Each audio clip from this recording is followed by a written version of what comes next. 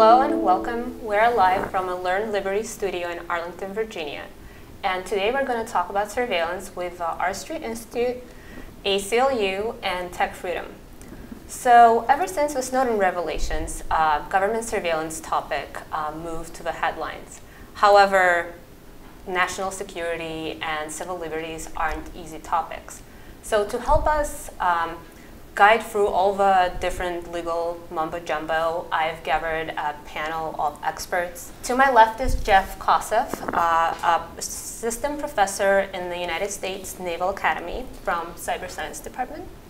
Nima Singh Guliani from American Civil Liberties Union in DC, their legislative counsel, and Arthur Reiser, the National Security and Justice Policy Director for the R Street Institute. So let's jump right in. I'm going to start with Jeff. Jeff, today we're talking about Section 702. So do you mind explaining what it is and how do agencies collect our data under this authority? Sure, well, I'll try to be brief on this, but it's actually a fairly complex web of statutes. And to really understand Section 702, you have to understand the surveillance laws in general. So you start off with basic criminal surveillance statutes like the Wiretap Act and the Stored Communications Act, which generally require a showing of probable cause approved by a neutral magistrate, probable cause of a crime having been committed to obtain a wiretap order, or basically under the Stored Communications Act, a warrant now, although there's some discussion and debate about that, but that's for another panel that we could talk about later. But that involves sort of domestic criminal surveillance. For foreign intelligence surveillance, the statutory framework for that was first developed in 1978 when Congress passed the Foreign Intelligence Surveillance Act, which was grown out of a concern that the government might be using its foreign intelligence surveillance powers to spy on people domestically. So it created a number of authorities, most prominently Title I, which requires the government, if it's conducting foreign intelligence surveillance within the United States, to obtain a warrant from a new court called the FISA court, which is basically a nationwide court of judges who sit on district courts and who are appointed by the Chief Justice. And to obtain this warrant, they have to show probable cause that the target is either a foreign power or an agent of a foreign power, and that the facility, so the phone number, for example, that's being targeted is likely used by that person.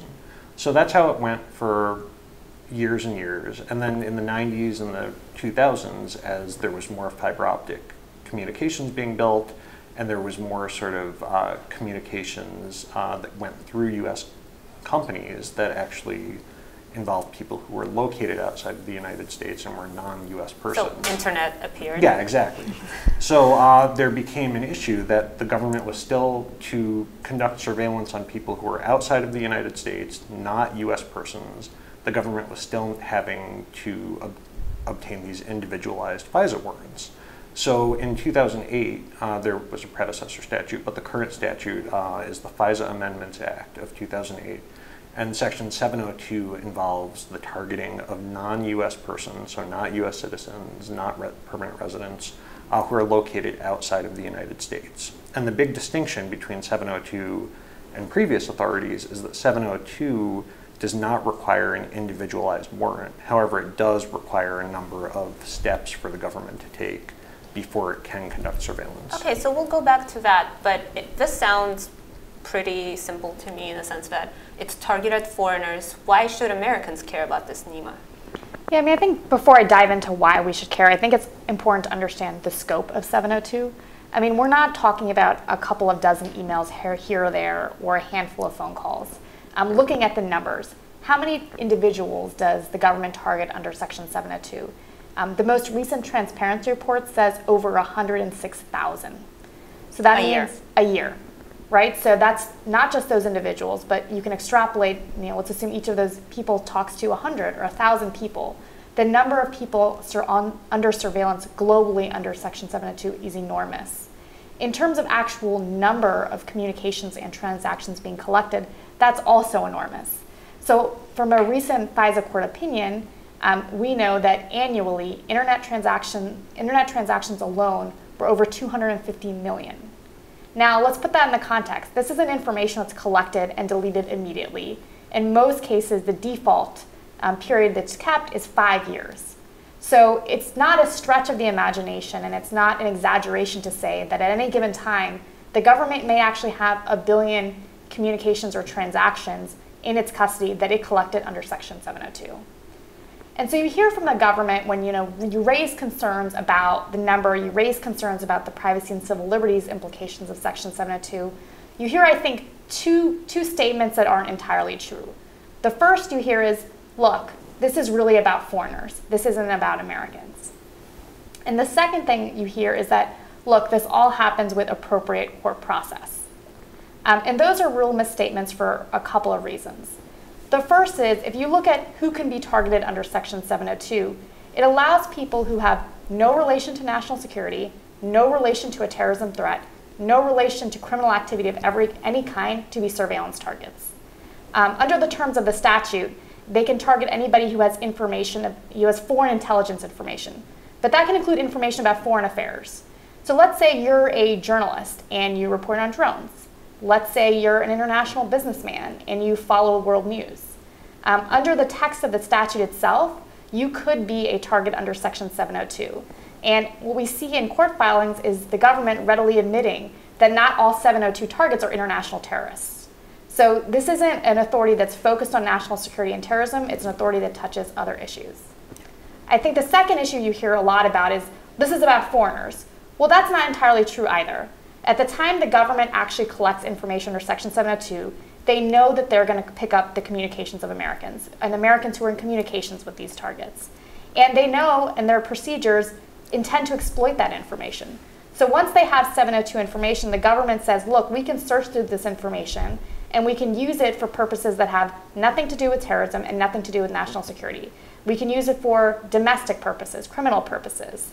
The FBI routinely searches through databases that contain Section 702 information as part of its investigative processes.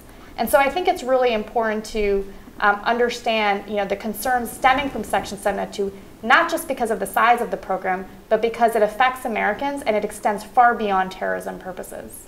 So when I was in Moscow for Christmas break and I emailed you about the surveillance work we were doing, that probably got swept up, maybe? There's a chance? It's very possible, and that's one of the problems, right? If you were not a U.S. citizen or green card holder, and you were overseas, and talking about surveillance, presumably could be considered information about foreign affairs, you could be a target. Our conversation could be swept up, and let's say, for example, I was under investigation for some reason. The government could search through their 702 database, which would include information about yours and mine conversations, and get that conversation and use it in a criminal matter that had nothing to do with why they collected the information to begin with. And so what you see is, I think, a lot of defense of 702 under the grounds of national security, under the grounds that it targets foreigners, but really the authority is about much more than that. So Section 702 has been recently in the news a lot because of tweets from the administration about some collection and wiretapping that happened during that transition period between the previous and current administration. Arthur, how does Section 702 fit within this picture and this story? Well, President Donald Trump tweeted and said that he was intercepted via wiretap. He didn't go in whether it was a Title III, which is a criminal wiretap, which, as the good professor stated, not only you need probable cause. I used to say you need probable cause on steroids because you needed to be able to show there was no other type of investigative tool that would work. And a lot of people don't realize that you actually need the Deputy Assistant Attorney General to sign off on every single wiretap in the United States. Pretty high threshold. So we don't know exactly what President Trump's accusations are, except that he made the accusations. That's the one thing we know for sure. And I think it's interesting because what I find most incredible about his statement is that he's actually helped the privacy aspect of things because he has changed the dialogue about 702 with the hawks. And there's hawks on the left and there's hawks on the right. And what I mean by that is you have individuals in Congress who are maybe chairmen of very important intelligence committees talking about, you could be next. Not something you would have heard from these individuals a year ago. So how this fits into the 702 debate and how it fits into the 702 reform debate in particular is that I think it has really highlighted the need for oversight by Congress, because there is this distrust now between the executive branch and the intelligence community. And that is actually really scary in many ways. You see the Flynn revelations, and I don't know if Flynn was picked up on the 702. Maybe he was, probably he was. There's a good chance that he was. But what you know from this is that you have a internal struggle somewhere within the intelligence community where they're actually leaking things out, committing crimes because of the problems within the administration. So the 702 debate has actually highlighted a pretty major problem within the intelligence community, where you have soldiers going against their generals, which is not something we should be advocating in the United States, but at the same time, it revealed some really information that actually helped make America safer, if you would say, because Flynn was doing some dangerous things. So I think that all these things kind of have created a perfect storm where Congress now should be at the tip of the spear saying, okay, we need to have some reform here, and there needs to be some actual oversight over what's going on between these different factions, if you will. So there is a sunset for Section 702, so it means it's going to run out end of this year, December 31st, and there's a talk of reform that Arthur mentioned. And when we talk about reform, I was wondering, what are your thoughts about the way Section 702 succeeds and the way it fails? Jeff, do you want to start with succeeds? Sure. I think, and I'll start by saying it's far from perfect, like any statute, especially when you're in the national security and intelligence arena. So I don't think anyone would say that any statute works perfectly. That's also not a reason to eliminate it. In terms of its success, as of a few years ago, the NSA said that about a quarter of its reports on terrorism relied, at least in part, on Section 702 information, which I think is pretty astounding. The NSA has called it its most vital foreign intelligence data program. Its crown jewel is the word yes, they use. Exactly. So as one example, one of the really difficult things about this is so much of what the government does in this arena is classified. So you can't necessarily have so many examples publicly about its success. Last week or the week before, the Director of National Intelligence released some anecdotal information. It was, I believe, the second time this had happened, about some success stories, one of which was that there was an al-Qaeda courier who was being targeted under Section 702. I believe it was in Pakistan, and that allowed the NSA to obtain information about someone in the United States who was asking about explosives, who was emailing with this courier, and then the FBI then conducted a lawful investigation of this person, and they found that he had been planning to detonate explosives on the Manhattan subway line. So that's an example of its success. In terms of percentages, other than that 25%, I think it's very hard, and that's why I think if there ever were a reform, it would be more transparency for both the successes and failures. And I think that, for example, the PCLOB, the Civil Liberties Oversight Board, had done remarkable work in terms of generating, I believe, a 200-page report on all of the costs and benefits of 702. And I think work like that needs to continue for 702 to succeed. So Nima, you've talked a little bit about the failings, but do you want to bullet point it for us? Sure. I mean, I think, to address some of, I think, what Jeff raised, I mean, we hear a lot of talk about 702 and its successes. I think it's important to also factor two other things into the conversation. One is, regardless of its successes or failures, we have to look at the constitutionality of the statute. And I think that there are serious constitutional concerns and there are serious privacy and civil liberties concerns that affect, whether the Section 702 program should continue. And so I think that that's an important part of the conversation. The second is that, one of the things we haven't heard is whether some of the reforms that have been talked about would actually undermine the efficacy of 702.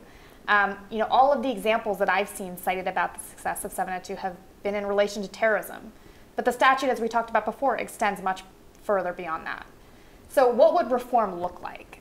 In my mind, there's a couple of key pieces that it should include.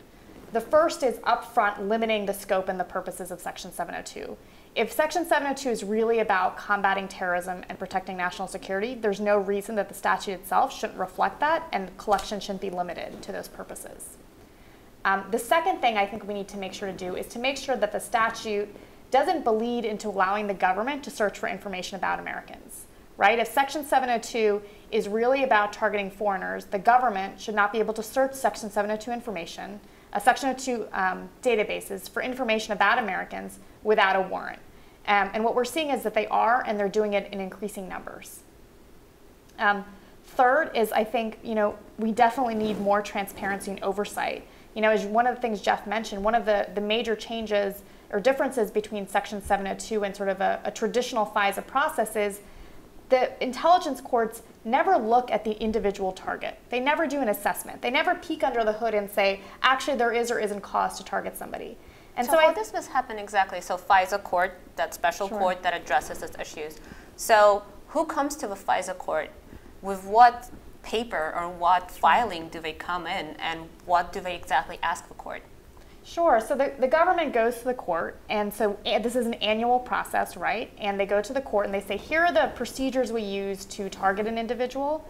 Here are the procedures we use to, what they say, minimize the information, how we treat this information, how it's used, how it's retained. And the court signs off on those sort of programmatic procedures. So there are no names. Right. So if you are a 702 target, the court would never assess, is there cause to believe that this individual has foreign intelligence? Is there cause to believe that they've committed a crime? Is it reasonable to surveil them in any ways? The court never does that oversight. And I think that that's really important because there has been a steady increase in the number of targets. The number of targets is substantial. And the lack of court oversight is significant. And the lack of transparency around what's happening. I mean, I think one of the concerns has been is that basic information about Section 702 has not been made available to the public or even members of Congress. I'll give you a really simple example. One of the things that members of Congress have asked about time and time again is, tell me how many Americans have their information collected under Section 702, right? That, to me, is critical information if you're going to assess the effect that this program is having on constitutional rights is just a log of the number of people affected. And for years, members of Congress have been asking this question, and they still haven't got a response. So for years, we've been asking how many Americans get collected in this, kind of in this tool. But Jeff, doesn't government have a counter-argument? Don't they say something around the lines of it's really hard to count these?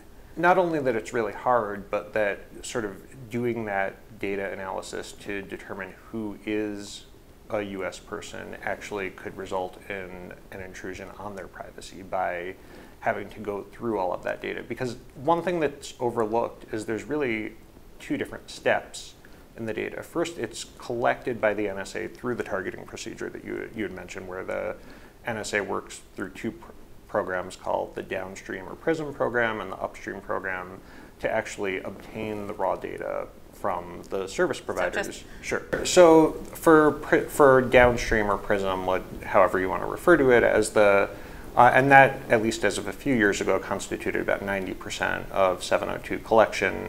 That would be the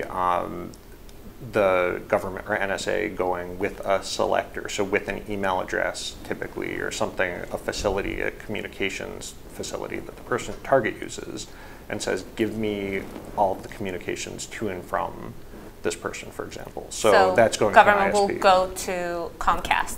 Yeah, exactly. And give someone's name. Exactly. That's PRISM. Exactly. And then Comcast can't tell the person, usually. No. And then Upstream is? Upstream is the remaining 10%, and that's actually obtaining the data from the actual backbone of the internet. So all those cables under the water. Exactly. Right. But once that data is obtained, then there's a whole separate procedure for who gets to query the data and analyze the data, and it has to go through minimization procedures.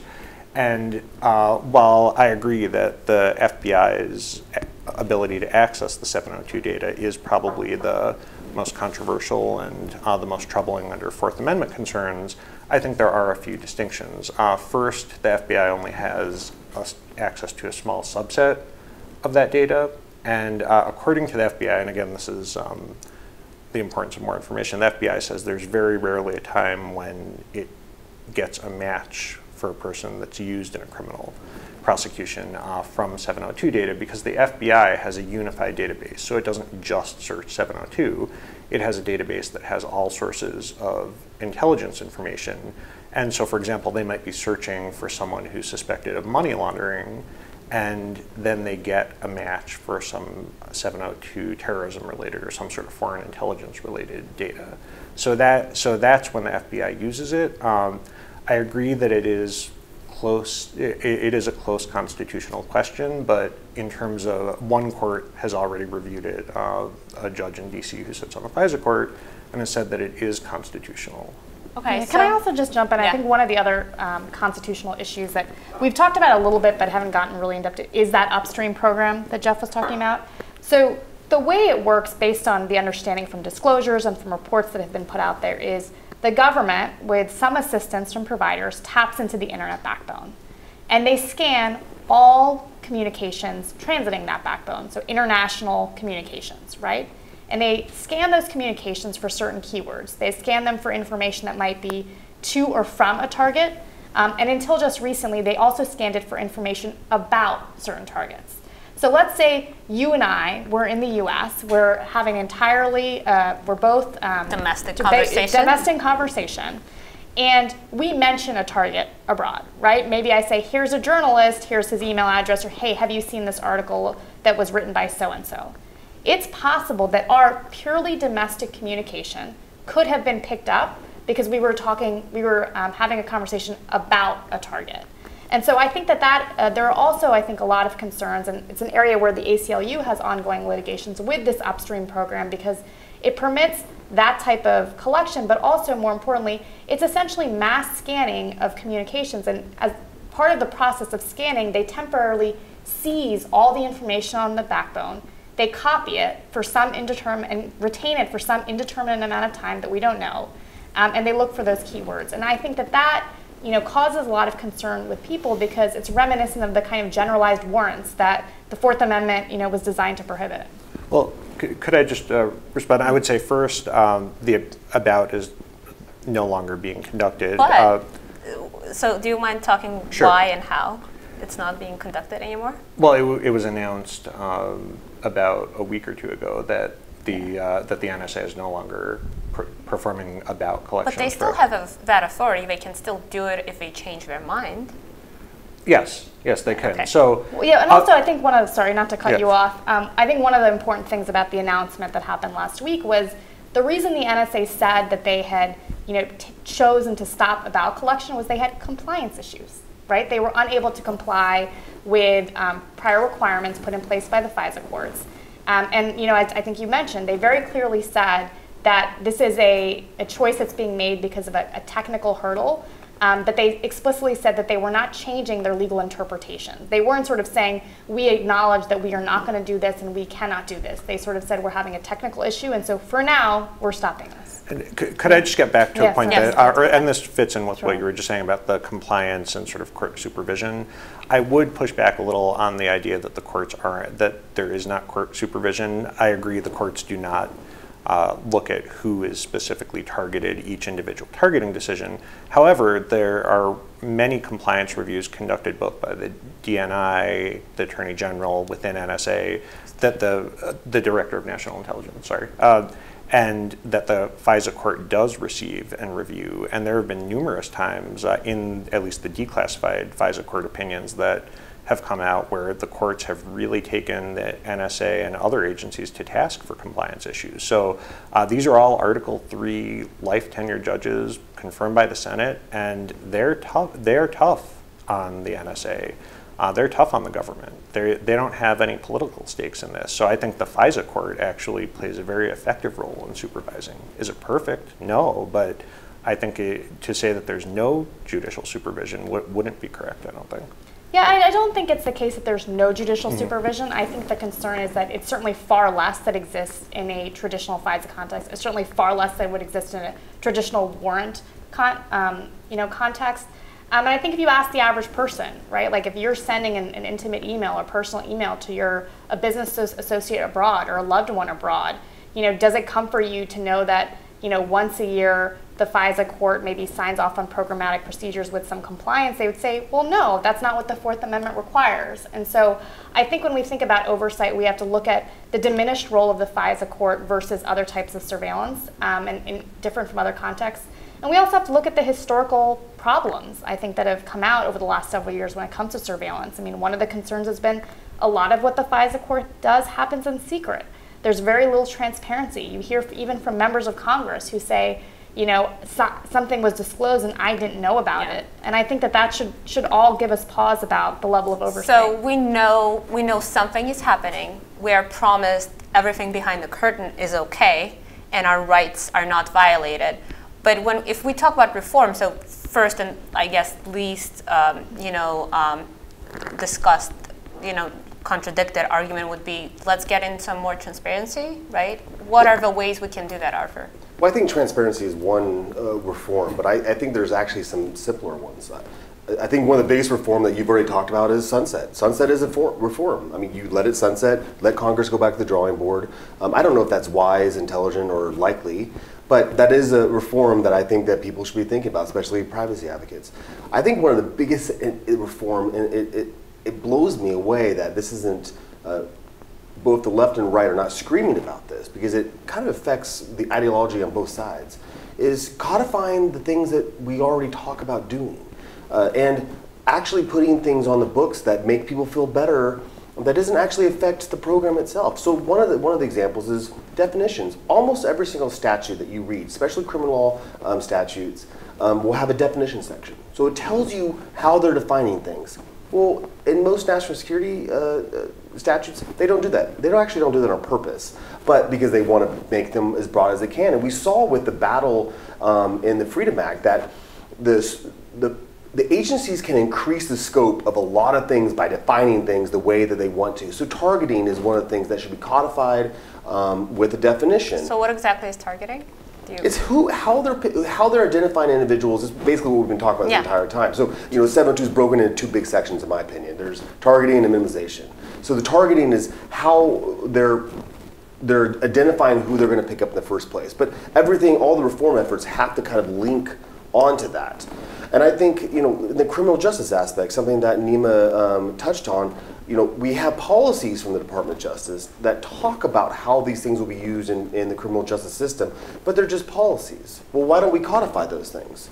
If you're okay with it, then why not codify it? The upstream that we were just talking about. Okay, so they're not going to do the about section of the upstream. Well, then codify that. If it's something that you're saying you don't need or you're not going to use anymore, then put it down on paper.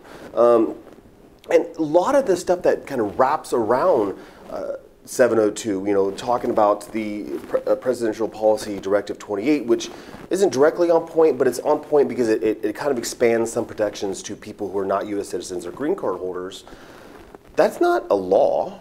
Now, you should either ratify that or don't ratify it, but at least have a public debate about it and let the light be shed upon what's going on. I think a lot of the frustration here is the transparency aspect that Nima already went through all that. She explained it in a much better way than I ever could. But the transparency side of things really will make a lot of people feel better. And I don't think it'll actually change as much as people think it would. Just let people know what's going on. What is the argument? So does government say, for the sake of national security, we can't tell you how we're doing this? We can't tell you what happens behind the curtain? Is that the argument? Why can't we be more transparent? I would say the government has made great strides in the past few years in becoming more transparent. The Director of National Intelligence has a Tumblr site, which has actually a tremendous... He's late to the party, isn't he? It's actually a wealth of information. It is redacted because of the classified nature, and my frustration as an academic who writes about it is sometimes an entire document is redacted. And they still put it up. They do, but there's also a lot of very useful information on there that gives so much insight into targeting, how the data is minimized, how long it's retained, and I think that's a great progress, and I think it needs to continue. Yeah, that sounds good, but Nima, so we have a good person in place who is trying to be more transparent, but if we have another administration in 4 years, and they put in place someone who is not as into Tumblr, shouldn't we have what kind of a transparency checks would you put in place? Just like 1, 2, 3. Yeah, I mean, I think that you hit it on the nail on the head, right? We need to have these transparency requirements written into law. I'm of the opinion that while there has been progress on the transparency side, there's a lot more that needs to be done. I would say first and foremost, basic statistics about 702. How many Americans have their information collected? How often is the FBI searching databases that contain Section 702 information, looking for information about Americans? More detail about in what types of circumstances those searches are done and the types of communities they affect, I think is important. Another piece of information we have requested many times but have been unable to get is understanding what the government's notice policies are. So let's say they decide to use information gleaned from Section 702 in a criminal prosecution. In what circumstances do they inform the criminal defendant that that's how the information was collected, so that individual can do what is their constitutional right and challenge unlawful surveillance? We have serious concerns that they're not doing that notice, and apparently there is a Department of Justice document that maybe outlines what their process is. But the public right now, and members of Congress largely, are not aware of what that policy is. So those are, I think, that's a start. And I think along those same lines, we need to have more declassification of FISA court opinions and orders and other legal opinions that give us insight into how the government's actually interpreting its authorities. So Jeff, you testified in front of Congress a couple of months ago, and when they asked you if Section 702 should get a clean reauthorization, you said yes. Yes. Do you mind telling us why? Like, you've been discussing all these problems that exist, and you've admitted that there are some, gray areas at least. So why do you think it should be clean reauthorization? Well, I think first off, it's incredibly successful in terms of the national security information that it produces, just based on even the few anecdotes that are available. That's information that should be public and that should be available to the government that has been. So it is a tremendously valuable program, talking to anyone in the intelligence community. So in terms of the benefits, they're huge. I think that oversight is great, transparency is great. I do think in terms of amending the statute too much to address specific procedures, that concerns me a little bit, because Congress can't move as quickly. And so when we're still, I talked about the Stored Communications Act. That's from 1986, and we're still applying court order and warrant rules based on whether an email's been in storage for more than 180 days, because that was the state of technology in 1986, and we still haven't changed the law despite numerous proposals. So I worry that just given the political nature of Congress, that it wouldn't be able to adapt as agilely to emerging security threats. So if the targeting procedures right now have specific safeguards, I worry that in 3 or 4 years there might be changes to actually improve them, and if they're in the statute, you're not going to be able to. So transparency is great to continue to let people know what the targeting procedures are, but I really do worry about getting too specific in the statute. Arthur, do you have anything to respond to Professor? I don't dispute that it is the crown jewel of the intelligence community. I worked in the intelligence community. It is the crown jewel of the intelligence community. And it has a lot of benefit. That argument scares me a little bit, though, because something's really effective doesn't necessarily make it right. I fought in the Battle of Fallujah. It's really effective? Killing every male in the city. That's really effective. That really limits terrorism. It's wrong. So I think the idea that something's really effective, and that's the first bullet point, and that's always the first bullet point, scares me. Because what I would like the first bullet point to be is it right? And is what we doing right? And I don't understand why we can't codify some of the very basic things that I actually heard you agree on right here, sitting right here. So there's especially when dealing with the criminal justice system, that to me is a no-brainer. If they're not going to use these things in certain criminal cases, what is the standard? The AG has to approve, has to be a national security case. Attorney General. Attorney General has to approve, has to be a national security case, or other serious case, which is a little caveat they stuck in there to be able to fit anything they want in that bag. But regardless, put it in the law. You're putting people in jail. When you put somebody in jail, there should be a law about it.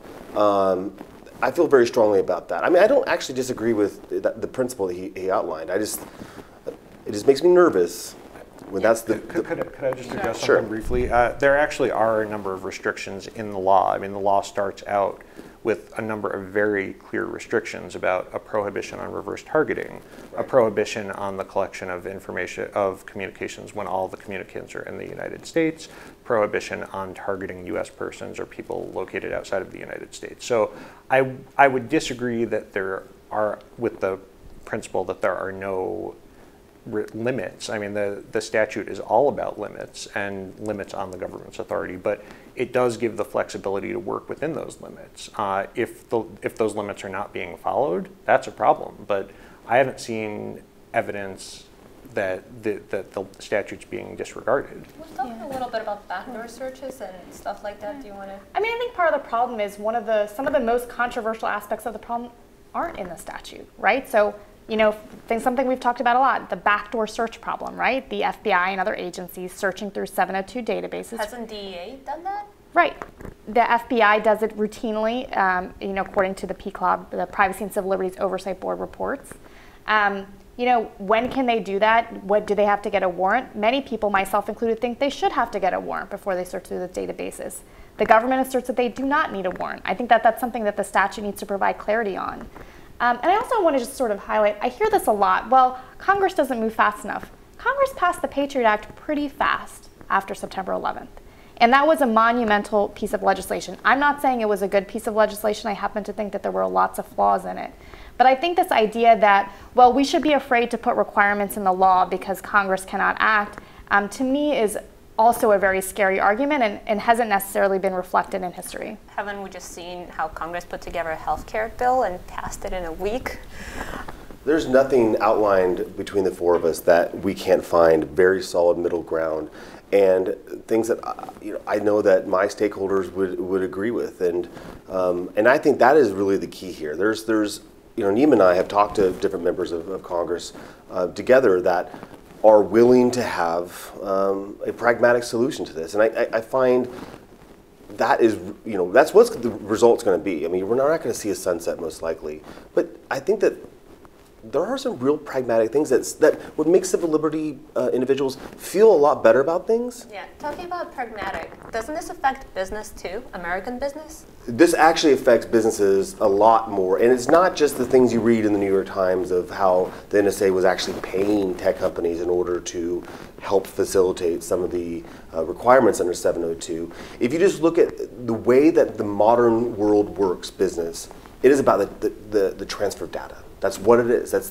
billions of dollars are made every single day on the transfer of data. So anything dealing with the transfer of data affects the modern business model. So if you look at specifically at the European Union and the way that they identify human rights and privacy as being linked and together, and then you look at the Court of Justice of the European Union has actually issued statements on this, any American corporation that is not on board and does not meet those requirements are at a distinct disadvantage, and our competitiveness is going to be, hammered.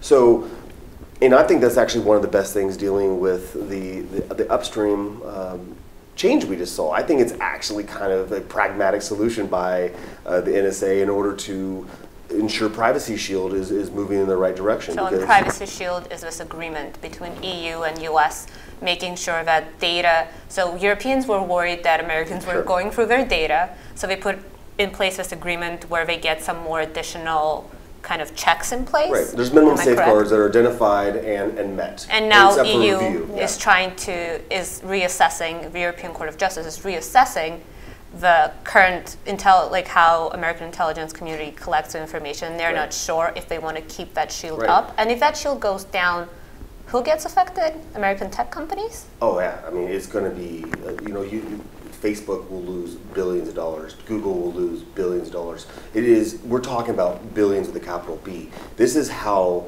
money is made in the tech world, and losing this ability to work with all of Europe, basically, maybe not Britain, is really going to affect the way that we generate wealth in this industry, and I think that's really important. And I actually, I want to clap the NSA in the back for the upstream modification, because I think it's actually going to go a long way to help ensure that we actually have an agreement again.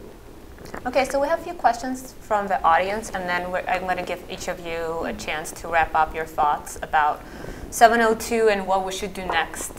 So I'm going to read all of the questions. It's 3 questions, and then you guys can answer any of them.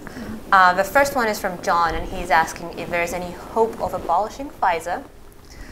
Second one is from Harry, and he asks if the ACLU doesn't have clear lawyers who can actually see the same things the FISA court can see, how would they be able to fully evaluate the process or regulation? So I'm guessing you're going to take that one.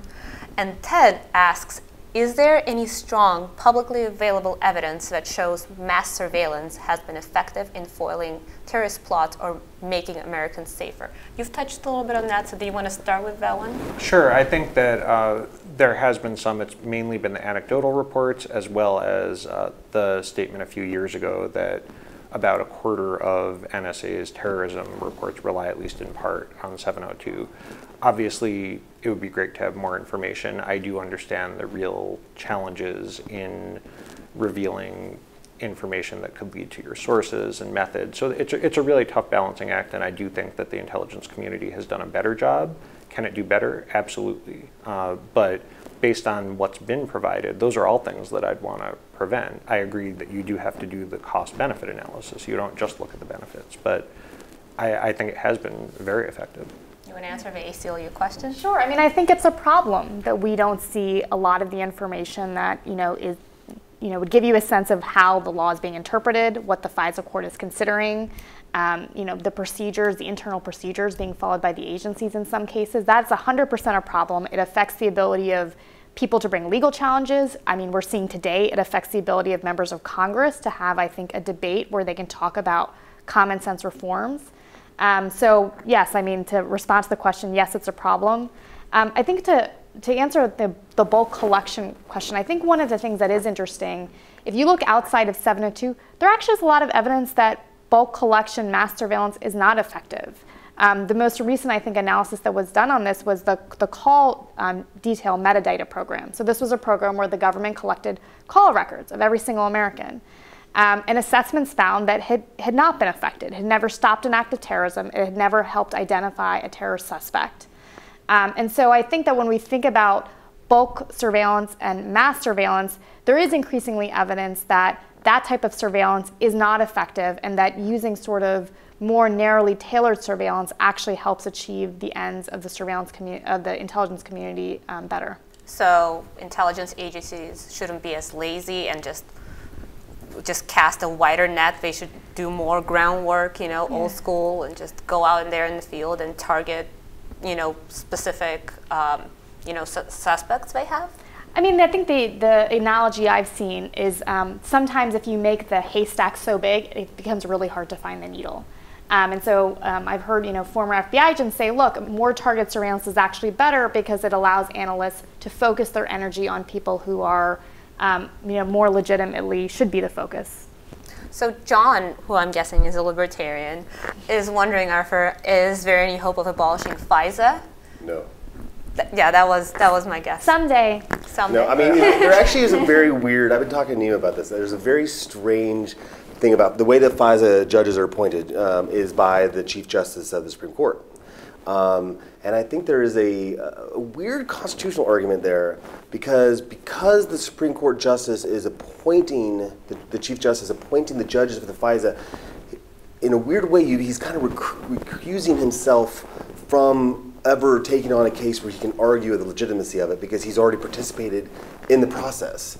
And I've been thinking about, so in that way maybe, but I don't want FISA to go away either. I think it has some really useful things, and I don't think the intelligence community is lazy by any stretch of the imagination. I think that they're patriots and they're doing the best they can to live within the statute. I just think the statute needs to be improved. Yeah, I think that's actually a really good point. I mean, it's, people who are doing those jobs and are doing very difficult jobs, it's up to Congress and it's up to the public to put sort of clear restraints on what the parameters of those surveillance authorities are. Yeah, for the record, I have very little issue with the actual NSA. I have, we'll talk about who's lazy. I think Congress is lazy. So to wrap this up, I'm going to give each of you 30, 40 seconds to tell us your final thoughts on Section 702, possible reforms, all of the issues we discussed today. Sure. Well, I actually should say something that I should have said at the beginning, which is that the views that I've expressed are only mine and not the DoD or Navy. Having said that, I do think that Section 702 is effective. It can be improved. I disagree respectfully about it being a mass surveillance program. The first step in it is targeting. It is targeted. Whether that targeting is correct or whether it can be improved, that's a different debate, and that's a valid debate. But I don't think that it's a mass surveillance program. I think that it really does look at this very unique situation where we have people in other countries who are not U.S. persons who are using U.S. infrastructure, and it's a really important policy debate to be having as to what protections do we have to have in place for that surveillance. Yeah, I mean, my takeaway is what I would say to people watching this is get involved. Call your members of Congress. Talk to them about your concerns. When I talk to people and I tell them, look, your information can be collected without a warrant, most people find that concerning. And so I think that it's really important that members of Congress hear from constituents and the public. And I think that unless Congress is going to undertake significant and meaningful reform of Section 702, that the law should be allowed to sunset and then go back to the drawing board and figure out a better way and a way that is more in line with our constitutional values to ensure national security. And I'll thread that needle, and I will say that I find a fascinating phenomenon whenever you talk about 702 is that you read the bullet points of what somebody's going to say, and I read your bio and I saw what you said in Congress, and I came in here thinking I was going to disagree with 80% of what you say, and I agree with 90% of everything you say, and same thing with Nima. And I think that the funny thing about experts in 702 is almost always you can find some common ground, and I encourage Congress to find that middle ground and do some reforms that are going to make, keep us safe, but at the same time, protect our civil liberties. It's the whole point of the intelligence community is to protect the American way of life. The American way of life is about liberty and being free from the government, poking around in your life. And I think that we should really take that to heart. And I agree with Nima that if you're watching this, get engaged and call and write and blog and scream from mountaintops about what you think should happen. So there you go. We have covered as much as we can on Section 702. If you want to know more, or if you have some questions, both TechFreedom, ACLU, and our street has a lot of work online that you can read and listen to. And please tweet at us, get some information, any other resources. Law review articles are also a good place to start. And thank you, my wonderful expert panel, for joining us. This was Learn Liberty Studio, ACLU, R Street Institute, and TechFreedom talking about government surveillance. Thank you.